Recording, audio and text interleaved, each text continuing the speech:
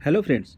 तो आज हम लोग फिर एक बार अपना चैनल GS 360 डिग्री क्लासेस पे बाल विकास और शिक्षा शास्त्र का एक नया सेट लेकर आए हैं जो सेट नंबर 5 है। ठीक है, जो सेट नंबर 5 है, ये सेट जो है वो आपका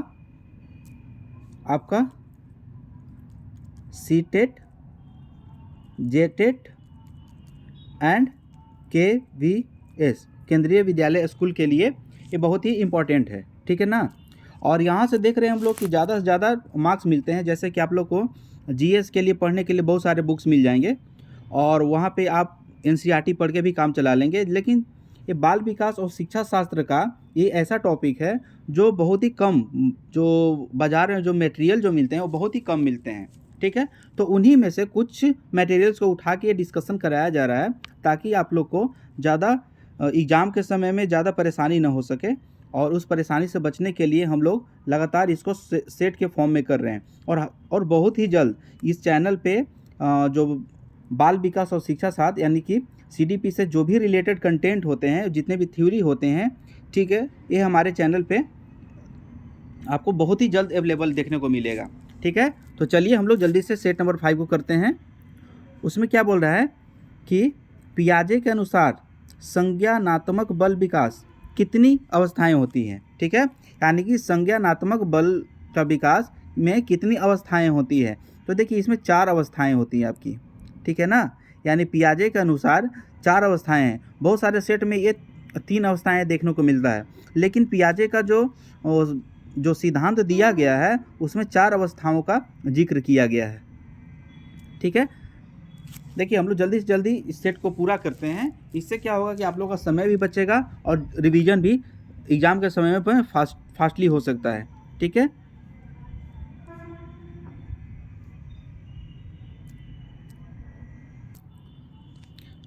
आगे देखें हम लोग कि क्या बोल रहा है लॉरेंस कोलबर्ग। ठीक है, जो लॉरेंस कोलबर्ग जो थे वो विकास के क्षेत्र में शोध के लिए जाने जाते हैं। मतलब उन्होंने कैसा शोध किया था। लॉरेंस कोलबर्ग का जो विकास सिद्धांत है वो किस पे आधारित है। ठीक है, तो कैसा विकास पे वो नैतिक विकास पे आधारित है। उनका जो शोध है वो नैतिक विकास पे आधारित है, यानी संज्ञानात्मक नहीं है, शारीरिक नहीं है और गामक नहीं है। ठीक है, आगे देखते हैं हम लोग। सीखना व्यवहार के उत्तरोत्तर सामंजस्य की प्रक्रिया है। ठीक है, मतलब किसने बोला था कि सीखना जो हम लोग लर्न करते हैं, कोई चीज़ भी लर्न करते हैं, तो सीखना व्यवहार में उत्तरोत्तर सामंजस्य की प्रक्रिया है। ये ऐसा कौन बोला था। ठीक है, तो ये जो है स्नीकर ने बोला था। कौन बोला था? स्नीकर ने बोला था। देखिए सामाजिक अधिगम आरंभ होता है। ठीक है ना, सामाजिक जो अधिगम है वो कहाँ से, अधिगम या लर्निंग कहाँ से, जो आपका सोशल लर्निंग है वो कहाँ से आरंभ होता है। जैसे आपको एजुकेशनल जो लर्निंग होता है, एजुकेशनल लर्निंग जो होता है वो कहाँ से स्टार्ट होता है। तो आप अगर एकेडमिक रूप में देखें तो आप जब भी स्कूल जाते हैं तो वहाँ से स्टार्ट होता है लर्निंग। ठीक है, बट यहाँ पूछ रहा है कि सामाजिक लर्निंग, सोशल लर्निंग। ठीक है, यानी कि सामाजिक लर्निंग जो होता है वो कहाँ से स्टार्ट होता है। तो देखिए सामाजिक लर्निंग आपका संपर्क से स्टार्ट होता है। जैसे आप इंडिविजुअल हैं, आप किसी से मिलते हैं या सोशलाइजेशन आपका होता है, समाज में जाते हैं, कहीं भी जाते हैं तो कुछ ना कुछ आपको सीखने के लिए मिलता है कि इस दुनिया में तरह तरह के लोग हैं या कैसे भी हैं, तो उस सब के बारे में देखने को मिलता है।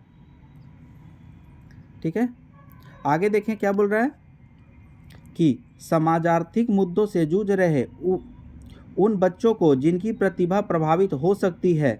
ठीक है, तो इसका सहायता कौन करता है।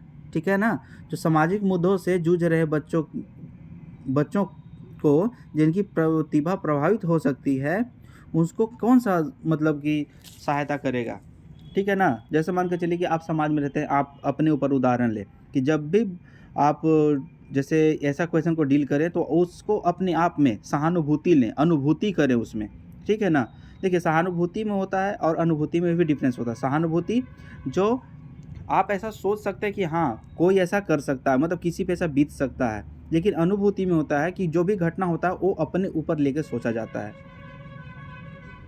ठीक है, तो इसमें देखिए क्या सामाजिक मुद्दों से जूझ रहे बच्चों के लिए जिनकी प्रतिभा प्रभावित हो रही है, उनके लिए आप क्या लेंगे और कौन सा जो मॉडल होता है उसको इसमें सेट करेंगे। देखिए स्व अधिगम मॉडल, ठीक है, क्या, तो स्व अधिगम मॉडल। देखिए श्रवण बाधित बच्चों को पढ़ाने के लिए क्या प्रयुक्त किया जाते हैं? श्रवण बोध, यानी श्रवण बोध या जिनको सुनाई नहीं देता है, ठीक है ना, तो इसमें आपका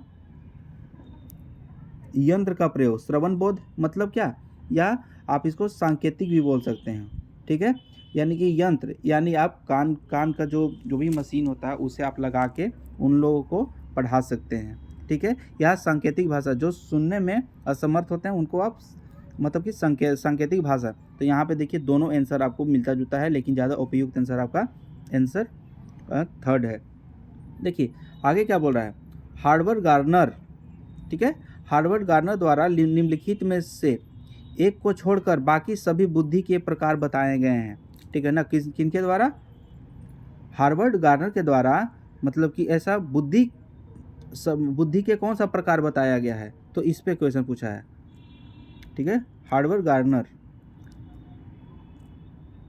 ठीक है। तो देखिए बुद्धि का प्रकार बताएगा सृजनात्मक, कौन सा आपका है, सृजनात्मक है, ठीक है। उसी तरीके से कि शिक्षा मनुष्य के अंतर्निहित क्षमता की परिपूर्णता में विकास करते हैं, शिक्षा मनुष्य के अंतर्निहित क्षमता का परिपूर्णता में विकास करते हैं। ये कौन बोला था, ये कथन किसका है, तो स्वामी विवेकानंद जी का कथन है। शिक्षा मनुष्य के अंतर्निहित क्षमता, आपके अंदर इंटरनल जो कैपेसिटी है, आपका जो क्षमता है, उसको बाहर निकालता है शिक्षा, ठीक है ना। जैसे कि B.R. अम्बेडकर ने बोला था कि शिक्षा वो शेरनी का दूध है, जो पिएगा वही दहाड़ेगा, ठीक है ना। तो शिक्षा, देखिए शिक्षा का इम्पोर्टेंस लाइफ में इतना ज़्यादा है कि उसकी कल्पना भी नहीं की जा सकती है, ठीक है। देखिए आगे क्या बोल रहा है, निम्नलिखित में से कौन सा विशिष्ट अधिगम विकलांगता का उदाहरण है? बार बार बोलता हूँ, विकलांगता को आप दिव्यांगता बोले, दिव्यांग, विकलांग का रिप्लेस करें दिव्यांग पे, ठीक है, तो दिव्यांग, ठीक है ना। तो ये बोल रहा है निम्नलिखित में से कौन सा विशिष्ट अधिगम विकलांगता का उदाहरण है, ठीक है। अधिगम यानी लर्निंग, जो कि लर्निंग यानी सीखने में आपको परेशानी हो, कठिनाई हो, तो उसको हम लोग क्या बोलते हैं, डिसलेक्सिया बोलते हैं। क्या बोलते हैं, डिसलेक्सिया। देखिए बार बार वर्ड डिसलेक्सिया आ रहा है, इसलिए आप लोग इसको याद रखेंगे।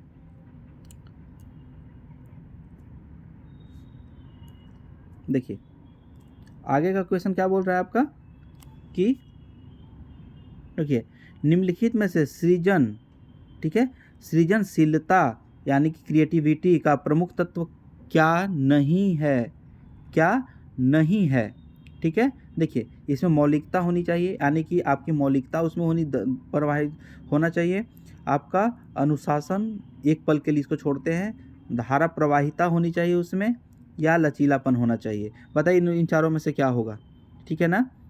तो क्या नहीं है, यानी कि अनुशासन, ठीक है ना। ऐसे तो अनुशासन भी होना चाहिए, लेकिन इस आंसर में आपका अनुशासन जो है वो सृजनशीलता के लिए प्रमुख तत्व नहीं है, ठीक है। आगे बढ़ते हैं हम लोग।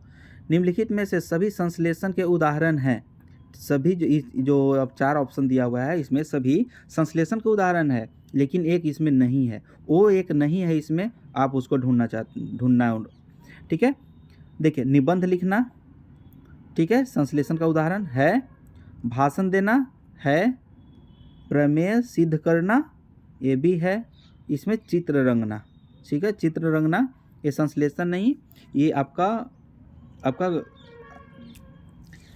चित्र रंगना चित्रकारी से संबंधित होता है, ठीक है। आगे देखिए परीक्षा के स्थान पर सतत व्यापक मूल्यांकन, ठीक है, गुणवत्तामूलक शिक्षा के अधिक उपयुक्त है, क्योंकि इसमें क्या है, देखिए संज्ञानात्मक क्षेत्र का मूल्यांकन किया जाता है, सहसंज्ञानात्मक क्षेत्र का मूल्यांकन किया जाता है, मूल्यांकन सतत और व्यापक क्षेत्रों का होता है, तो इसका सभी आंसर हो जाएगा, ठीक है। चलिए आगे बढ़ते हैं हम लोग।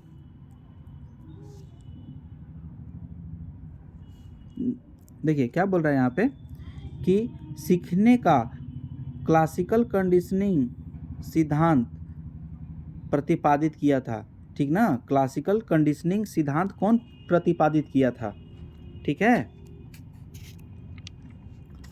तो ये आपका प्रतिपादित किया था पावलोव। कौन? पावलोव। देखिए हम लोग बहुत ही जल्द 1 से 2 दिन में आपको जितने भी सिद्धांत हैं वो आपको इस चैनल पे अवेलेबल होगा। तो अभी आप लोग ऐसे ही बस क्वेश्चन फॉर्मेट में आप लोग देखें और बार बार रिटेन करें, ताकि आपको एग्जाम में ऐसा क्वेश्चन आए तो आपके नज़र से छूटे नहीं। ठीक है, यानी कि क्लासिकल कंडीशनिंग का सिद्धांत कौन दिया था? पावलोव ने दिया था। ठीक है, निम्नलिखित में से क्या बच्चों के सृजनात्मकता के विकास में सहायक नहीं है, यानी बाधा है, यानी कि सहायक नहीं है। ठीक है, सृजनात्मकता में देखिए भाषण देना, कहानी लिखना, निर्माण संबंधी क्रियाएं करना। ठीक है, सृजनात्मक के विकास में बाधा नहीं है तो खेल नहीं है।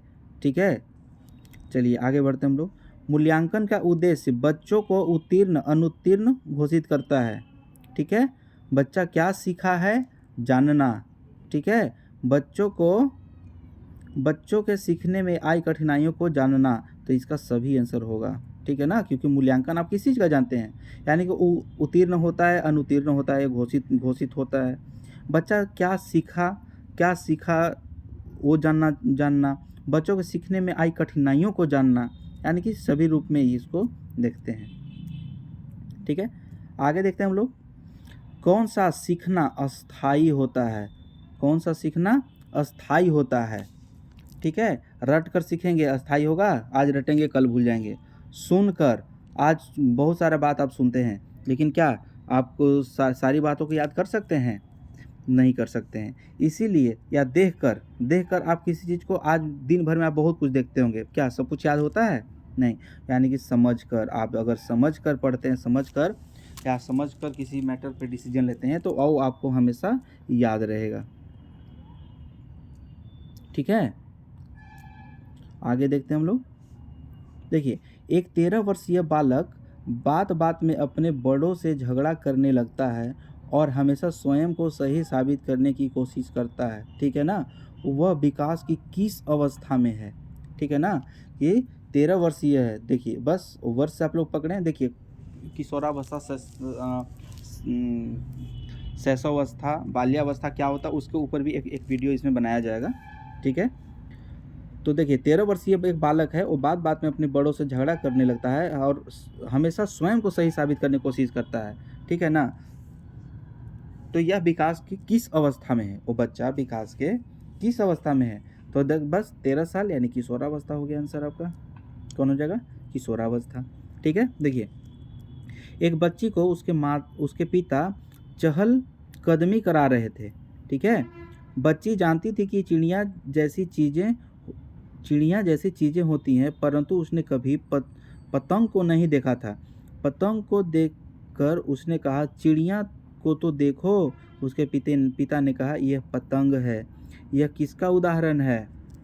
ठीक है ना, ये किसका उदाहरण है? क्यों? क्योंकि पिता है, पिता अपने बच्ची को घुमा रहे हैं। ठीक है ना, यानी पिता की जो बच्ची है वो क्या कर रही है? समायोजन, वस्तु का दर्शन, ठीक है, संरक्षण, यानी कि ये किसका उदाहरण है? तो इसका ये संरक्षण का उदाहरण है। ठीक है, आगे देखिए। एक कक्षा में वैयक्तिक भिन्नताओं के क्षेत्र हो सकते हैं। एक कक्षा में वैयक्तिक भिन्नताओं का क्षेत्र हो सकता है। ठीक है, जैसे रुचियों का हो सकता है, सीखने का हो सकता है, चरित्र का हो सकता है, यानी इसका सभी आंसर होगा। क्योंकि वैयक्तिक भिन्नता हर व्यक्ति में अपनी अपनी भिन्नता होती है, सोचने का, समझने का, देखने का नज़रिया अलग अलग होता है, उसी पे है। देखिए, बालक का शारीरिक व क्रियात्मक विकास की दिशा क्या होती है? ठीक है, तो जब हम लोग विकास और वृद्धि सीखेंगे या इसमें जो आप सिद्धांत सीखेंगे, तो उसमें आपको देखने को मिलेगा कि देखिए कोई भी विकास होता है ना, वो सिर से पैर तथा शरीर के मध्य से बाहर की ओर होता है। यानी कि यहाँ पे सिर है, ठीक है, तो सिर से नीचे होगा और शरीर से बाहर होगा। ठीक है, ये यानी कि इसका सेकेंड आंसर होगा। ठीक है, आगे देखें। बुद्धि के द्विखंड सिद्धांत का प्रतिपादन किसने किया था? बुद्धि का द्विखंड सिद्धांत का प्रतिपादन किसने किया था?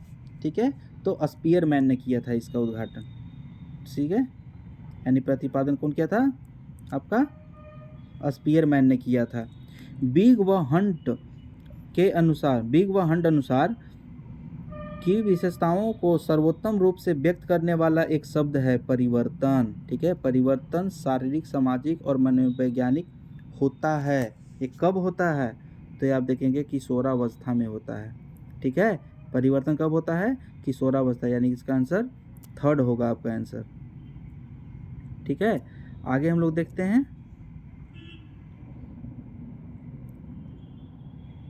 देखिए आगे क्या बोल रहा है, सीखने के प्रयास और भूल सिद्धांत के प्रतिपादक हैं।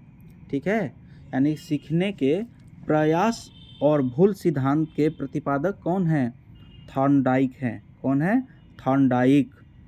सीखने का वह मॉडल जो बच्चों की सृजनात्मकता को उत्प्रेरित करता है, ठीक, क्रिएटिविटी को आपका, तो ये आपका होगा रचनावादी, यानी कि सृजनात्मकता कर रहा है, यानी कि किसी न किसी चीज़ का रचना हो रहा है। ठीक है, बालक का विकास परिणाम है। ठीक है, बालक का विकास परिणाम है। ठीक है, तो ये हो गया। इसका आंसर आपका हो जाएगा वंशानुक्रम तथा वातावरण की अंतः प्रक्रिया का, वंशानुक्रम तथा वातावरण की अंतः प्रक्रिया का। ठीक है, आगे देखते हैं।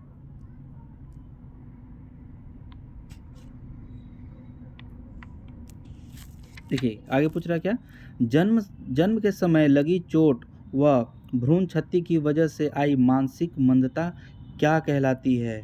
ठीक है ना, इसमें जैसे इसको जैविक मंदता बोलते हैं। देखिए, जन्म के समय लगी चोट या भ्रूण क्षति की वजह से आई चोट को जैविक मंदता कहते हैं। ठीक है, शिक्षा में फ्रावेल का महत्वपूर्ण योगदान था का विकास है। ठीक है, तो ये जो है आपका किंडरगार्टन का है। ठीक है, किंडरगार्टन का।